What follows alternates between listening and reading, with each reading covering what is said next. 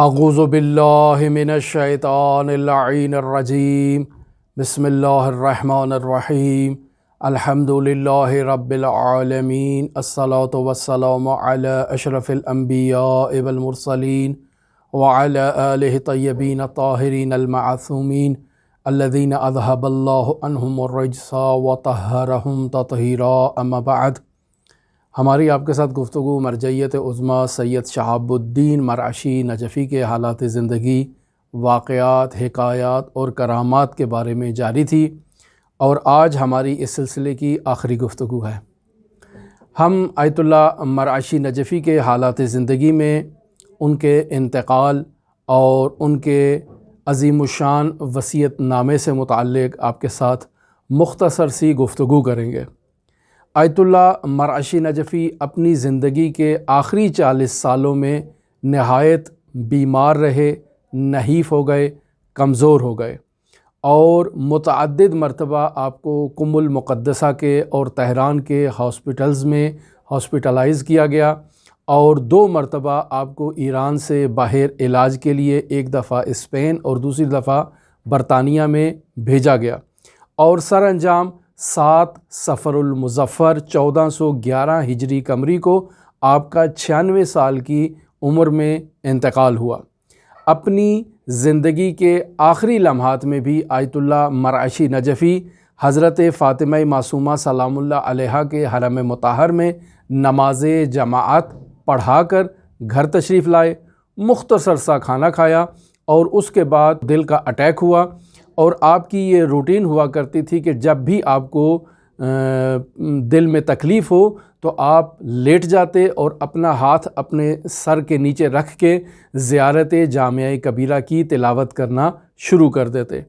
آخری ٹائم بھی جب آپ نے اپنے سر کے نیچے ہاتھ رکھا ہوا تھا تو افراد متوجہ ہو گئے کہ آیت اللہ کو دل میں تکلیف ہو رہی ہے، تو فرمایا کہ کیا آپ کو ڈاکٹر کے پاس لے جایا جائے؟ تو فرمایا نہیں، سید محمود کو بلایا جائے، یعنی بڑے فرزند جو وہاں موجود نہیں تھے ان کو بلایا جائے۔ جب بڑے فرزند آتے ہیں تو وہ آپ کی اس کیفیت کو دیکھ کے کہتے ہیں کہ وہ جو ڈاکٹر نے پین کلر ایک ٹیکہ دیا ہوا ہے کہ آپ کو وہ لگایا جائے، تو فرماتے ہیں نہیں، یعنی اشارے سے کہتے ہیں کہ نہیں، اور زیارت جامعہ کی تلاوت کر رہے ہوتے ہیں، اور جب آپ کے یہ جملے زبان سے جاری ہوتے ہیں کہ بکم فتح اللہ و بکم یختم، تو آپ کی روح آپ کے بدن سے پرواز کر جاتی ہے اور آپ کا انتقال ہو جاتا ہے۔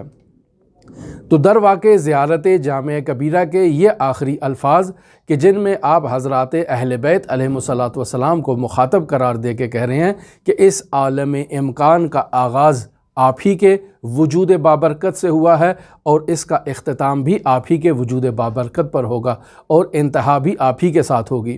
آپ نے اپنے بڑے فرزند سید محمود مرعشی نجفی کو اپنے انتقال سے پہلے وصیت کی، اور اسے پہلے سے ہی بتا دیا تھا کہ میں عنقریب آپ کے درمیان سے رخصت ہونے والا ہوں۔ بڑے فرزند کہتے ہیں کہ گویا والد بزرگوار کو پہلے سے اپنے انتقال کا علم تھا، اور قم المقدسہ میں آیت اللہ کا وہ عظیم الشان تشییع جنازہ ہوا کہ دور دور سے لوگ آپ کی تشییع کے لیے تشریف لائے، اور بے نظیر جنازہ آپ کا قم المقدسہ میں منعقد ہوا۔ وصیت میں کچھ عمومی پہلو ہیں، کچھ خصوصی پہلو ہیں، بہت طولانی وصیت ہے۔ میں کچھ نکات آپ کی خدمت میں بیان کرتا ہوں، چونکہ آیت اللہ مرعشی نجفی کا وصیت نامہ ایک بے نظیر وصیت نامے کے عنوان سے، ایک عرفانی وصیت نامے کے عنوان سے معروف ہے۔ پہلا مطلب جو قابل ذکر ہے وہ یہ ہے کہ آپ نے فرمایا تھا کہ مجھے پہلی رات، جس رات میرا انتقال ہو اسی رات مجھے دفن نہ کیا جائے، یہ پہلی وصیت تھی۔ دوسری وصیت آپ نے کی تھی کہ مجھے حرم حضرت فاطمہ معصومہ سلام اللہ علیہا میں دفن نہ کیا جائے، گو کہ زندگی میں پہلے سے ہی حضرت فاطمہ معصومہ سلام اللہ علیہا کے حرم مطہر نے آپ کے لیے ایک جگہ معین کر رکھا تھی، لیکن آپ نے فرمایا کہ میں اس جگہ دفن نہیں ہونا چاہتا، میں یہ چاہتا ہوں کہ اپنے کتاب خانے میں، جہاں علماء کرام مطالعے کے لیے دین مبین اسلام کی تعلیم حاصل کرنے کے لیے تشریف لاتے ہیں، میں ان علماء کے قدموں میں دفن ہونے کی خواہش رکھتا ہوں، لہٰذا مجھے میرے عمومی کتاب خانے میں دفن کیا جائے۔ پھر آپ نے وصیت کی کہ مجھے غسل دینے کے بعد مجھے امام بارگاہ میں، جسے آیت اللہ مرعشی نجفی نے تاسیس کیا تھا، اس امام بارگاہ میں لے جایا جائے، میرے اس امامے کو کھولا جائے اور اس امامے کا ایک سرا جو ہے وہ حضرت امام حسین علیہ آلاف التحیت و ثنا کے اس منبر سے باندھا جائے اور دوسرا حصہ اس امامے کا میرے تابوت کے ساتھ باندھا جائے اور حضرت امام حسین علیہ آلاف التحیت و ثنا کے وہ مصائب پڑھے جائیں جب آپ اپنے اہل بیت علیہم الصلاۃ والسلام سے اس غربت کے عالم میں، اس قسم پرسی کے عالم میں جدا ہو رہے تھے اور آپ نے وداع کیا تھا اپنے اہل بیت علیہم الصلاۃ والسلام سے۔ دوسرا آپ نے وصیت فرمائی کہ میرے جنازے کو حضرت فاطمہ معصومہ سلام اللہ علیہا کے حرم مطہر میں لے جایا جائے اور یہی عمل وہاں پر بھی تکرار کیا جائے، یعنی میرے امامے کا ایک سرا حضرت فاطمہ معصومہ سلام اللہ علیہا کی ذریعہ اقدس کے ساتھ باندھا جائے اور دوسرا میرے تابوت کے ساتھ باندھا جائے اور وہاں پر بھی حضرت امام حسین کے وداع کے مصائب کو پڑھا جائے۔ پھر آپ نے وصیت کی کہ جب مجھے لحد میں اتارا جائے تو اس وقت بھی حضرت امام حسین علیہ آلاف التحیت و ثنا کے مصائب کو پڑھا جائے۔ پھر آپ نے وصیت کی کہ ہر جمعرات کو میرے مزار پر باقاعدہ حضرت امام حسین علیہ آلاف التحیت و ثنا کی مجلس عزا کو منعقد کیا جائے۔ آپ نے وصیت کی کہ حضرات ائمہ معصومین علیہم الصلاۃ والسلام کے حرمہائے مطہر اور امام زادگان سے جو آپ نے تربت جمع کر رکھی ہے اور اسے باقاعدہ ایک ظرف میں اور ایک تھیلی میں آپ نے جمع کیا ہوا ہے، اسے آپ کی قبر میں رکھا جائے اور اسی خاک میں سے کچھ خاک آپ کے رخسار کے نیچے بھی رکھ دی جائے۔ اور پھر آپ نے وصیت کی کہ وہ جائے نماز جس میں آپ نے 70 سال نماز تہجد ادا کی، اس جائے نماز کا جو مختصر سا حصہ باقی بچ گیا ہے اسے بھی آپ کے ساتھ آپ کی لحد میں اتارا جائے، اور وہ تسبیح حضرت سید الشہداء یعنی تربت حضرت سید الشہداء کی وہ تسبیح جس میں آپ نماز تہجد کے بعد استغفار کیا کرتے تھے، اس تسبیح کو بھی آپ کے ساتھ آپ کی قبر میں دفن کیا جائے۔ وہ رومال جسے آپ حضرت امام حسین علیہ آلاف التحیت و ثنا کی مجالس عزا میں اپنے ساتھ لے جایا کرتے تھے اور اپنے آنسو اس کے ساتھ صاف کیا کرتے تھے، اس رومال کو کھول کر آپ کے سینے پہ ڈالا جائے اور کفن کے نیچے آپ کے سینے پر اس رومال کو رکھا جائے۔ 2 عدد عقیق آپ نے وصیت کی کہ آپ کے منہ میں زبان کے نیچے رکھے جائیں، اور پھر وہ قرآن مجید جو آپ نے اپنے بڑے فرزند کو دیا تھا اسے بھی آپ کے ساتھ آپ کی لحد میں